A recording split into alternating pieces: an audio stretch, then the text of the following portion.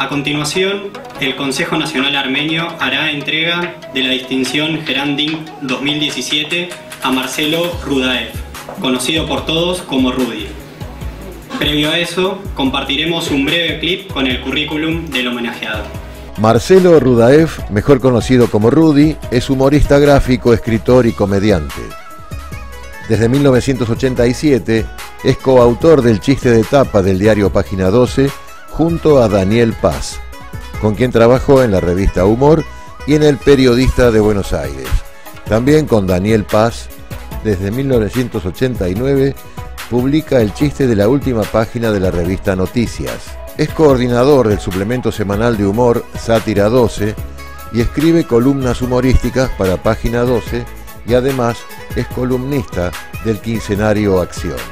Trabajó en monólogos, stand-ups y otros espectáculos como autor y protagonista, entre los que se encuentran Rudy for Vice President, Arrabaleros, Rudy parcialmente descremado, Multisoquete, No es tan distinto, Todo sobre mi diván, La revolución de la alegría, 10 años hablando solo y Una nochecita en Yiddish. En televisión colaboró con los guiones del programa de Tato Bores, fue libretista de Canal K, colaboró en los guiones de Peor es Nada y escribió e interpretó monólogos de humor en Mitomanías Argentinas y en Economía Política.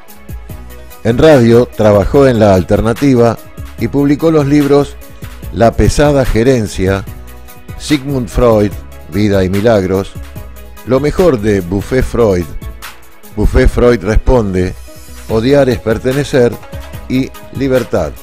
¿Libertad? Libertad. Históricamente, desde Sátira 12, Rudy fue uno de los difusores de la lucha del pueblo armenio por reconocimiento y reparación del genocidio perpetrado por el Estado turco entre 1915 y 1923. Es por eso que consideramos a Marcelo Rudaev un gran colaborador de la causa armenia.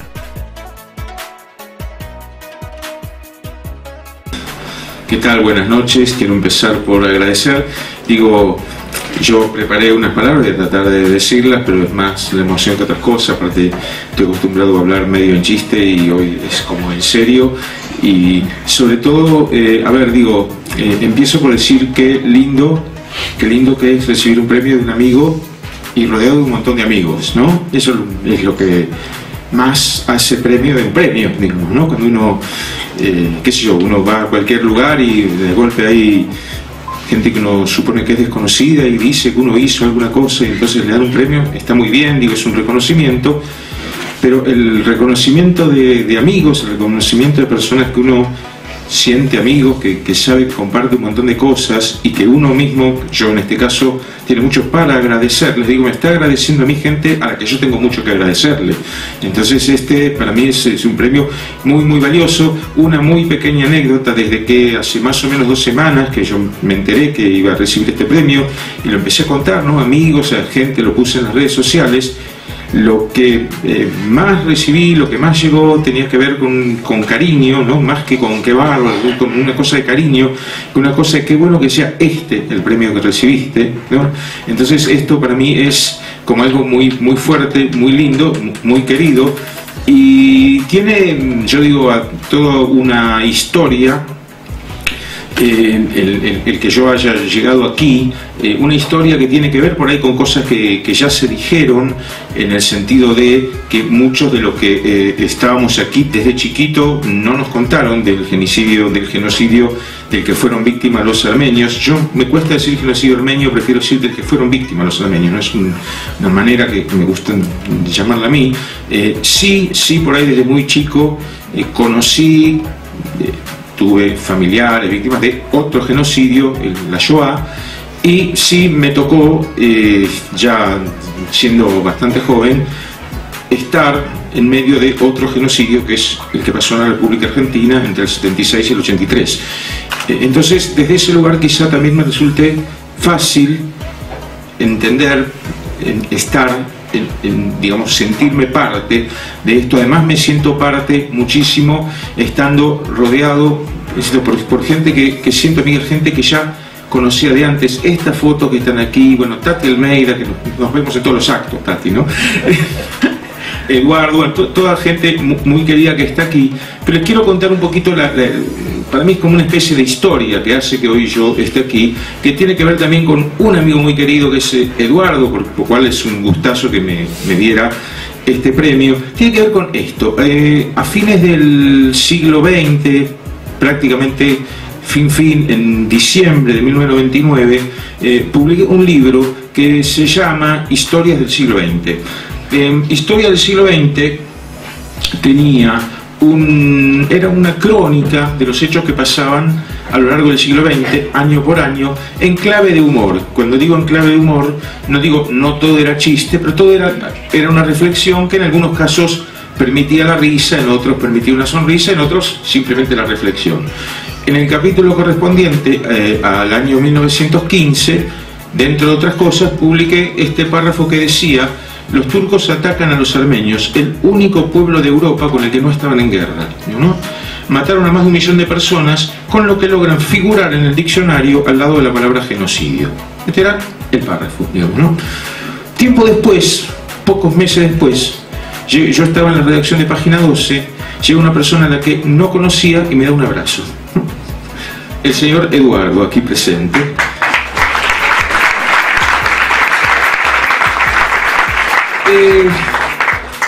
Bien, me encanta que venga alguien me dé un abrazo.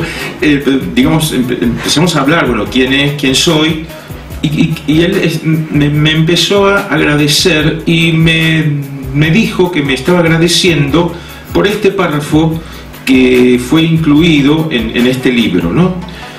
Y bueno, me encantó que me agradeciera, pero a mí me pareció, digamos, me parecía como algo lógico, como algo natural, que si yo estaba hablando de todo lo que pasó en el siglo XX, ¿cómo no iba a mencionar el genocidio? Digo, es muy difícil mencionar un genocidio en un libro de humor, pero es imposible no mencionarlo. Digo, entonces, cuando yo le dije esto, y Eduardo me dijo: bueno, está bien, pero la mayoría de los países, la mayoría de los pueblos no lo reconoce el genocidio, no lo acepta, no lo reconoce. Con lo cual, yo, digamos, yo pensaba, que ese reconocimiento formaba parte, insisto, de una lógica, de algo que podríamos llegar a llamar sentido común, y ahí reconozco que me equivoqué y no me equivoqué al mismo tiempo. Para mí era lógico y natural que esto sea reconocido, pero entendamos, y aquí se dijeron varias veces, por qué el sentido común nunca lo reconocería, porque justamente el sentido común en general a lo que apunta es a lo que conviene mantener, digamos, es algo, a mi gusto, más una herramienta de los opresores o de los genocidas hacia las víctimas, ¿no?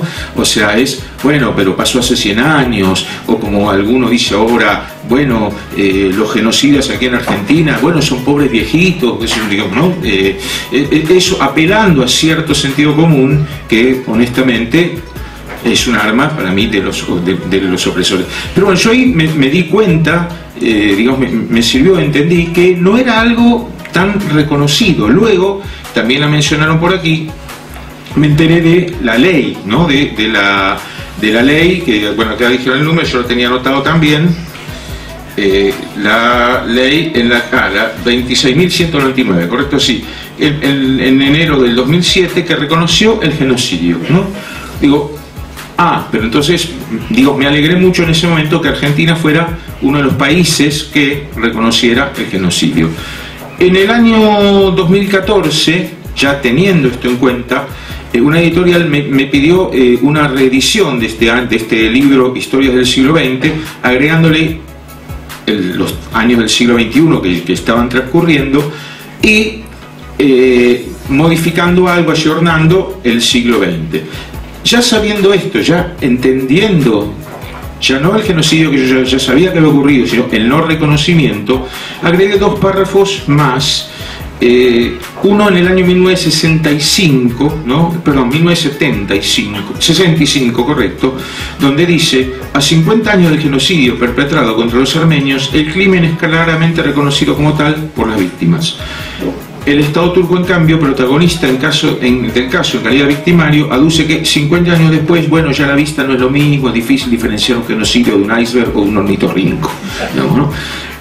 Y cuando inicio el siglo XXI, en el capítulo de la introducción del siglo XXI, digo, se invierten grandes sumas de dinero en dejar todo como está. Más plata todavía se invierte en dejar todo como parece que está, o en como queremos que crean que parece que está. Negar la Shoah o el genocidio cometido contra los armenios, o los crímenes de la dictadura argentina, o las diversas aberraciones cometidas en nombre de la democracia, puede ser parte del deporte del momento de los que tengan poder para practicarlo. Además, lo mediático es reemplazado por lo inmediático, ¿no? O sea, solamente tiene sentido lo que está ocurriendo en este mismo momento.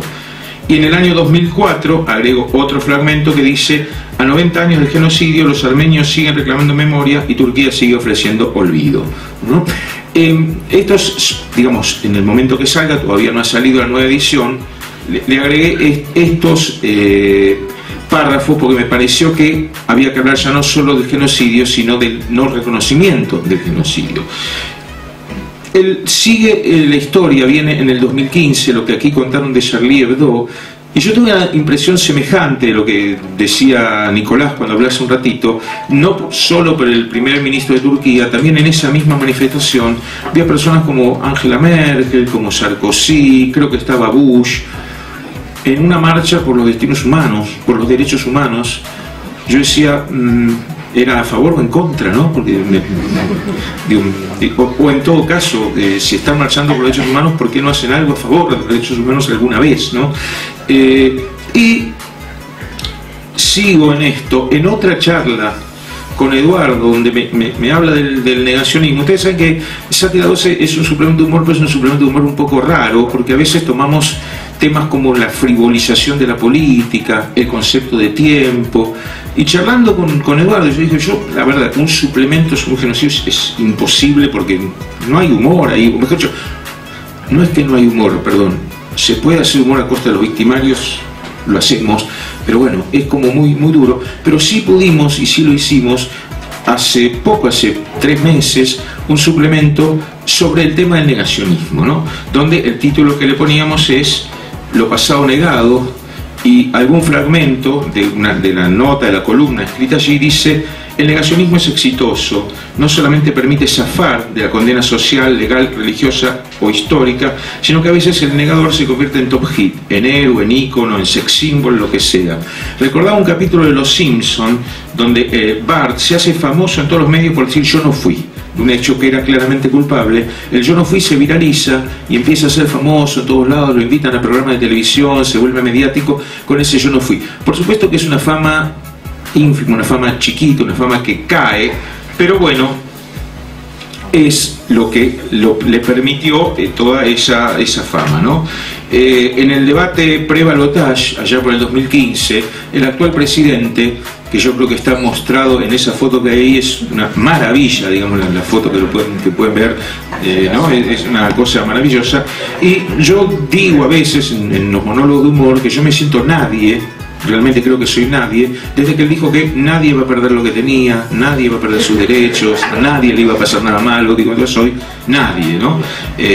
O donde decía, bueno, teníamos luego un ministro de Educación que dijo que está buena la incertidumbre, que tenemos que disfrutar la incertidumbre. Me parece bien, yo coincido con él, pero entonces digo, si quiere que disfrutemos la incertidumbre, que alguna vez haga algo a favor, porque si hacen todo en contra no hay incertidumbre, digamos, no es, tengo muy claro lo que pasa, digamos, ¿no? Tenemos, yo diría, una especie de gobierno negation friendly, digamos, ¿no? por llamarlo de alguna forma, que hablábamos aquí, recién mencionó Nicolás lo que es que la Argentina logra un país independiente. Bueno, nuestro presidente habla de que cómo se angustiaban los próceres por tener que independizarse de España, digamos, ¿no? Es una forma complicada de entender. Entonces, desde ese lugar hay negacionismo. Y yo digo también en esa columna que el negacionismo no es ni el primero ni el último en hacerlo, que en este último mes, estoy hablando de abril en este caso del 2017, tres fechas recuerdan hechos terribles de nuestra historia. El 24 de marzo recordamos la dictadura que azotó a nuestro país, el 19 de abril el aniversario del levantamiento del gueto de Varsovia, un heroico intento de resistencia ante el nazismo, y el 24 de abril este año, 102 años desde aquel genocidio aún no suficiente reconocido, fue reconocido por muy pocos países, del que fuera víctima el pueblo armenio. Digamos, ¿no? Todo esto viene a colación de lo que es esta historia.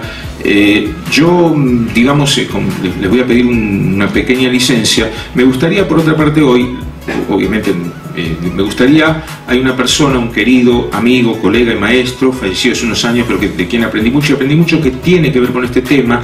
Probablemente algunos de ustedes lo conozcan, no quiero dejar de nombrarlo hoy, que es Eliyahu Toker, con quien trabajé mucho el tema, hicimos muchos libros de humor, hicimos muchos libros de humor judío, y nos encontramos con una cantidad de humor popular, anónimo, de autor, que tenían que ver con el humor como resistencia en el caso del humor judío básicamente era el nazismo, digamos, ¿no? Inclusive nos habíamos encontrado con una frase que, si no me equivoco, es de Adorno, que dice que el humor termina donde empieza el campo de concentración, ¿no? A nosotros se nos ocurrió cambiar la frase por donde termina el humor empieza el campo de concentración, digamos, ¿no? O sea, como que mientras podamos hacer humor, no sobre el sufrimiento, sino en todo caso sobre aquellos represores, ahí es donde uno no está en un campo de concentración. A partir de todo esto y por todo esto y por este llamado de Eduardo, es que me siento, bueno, especialmente cómodo, confortable, reunido de amigos, muy agradecido de estar hoy aquí. Y quiero entonces terminar con el fragmento donde yo me entero por Eduardo de qué es lo que iba a pasar hoy y por qué me pone entonces tan contento estar hoy recibiendo este premio. Antes que eso quería, eso sí, si se puede acercar, Nicolás le quería obsequiar para la institución un ejemplar del libro de Al Pertenecer, y luego...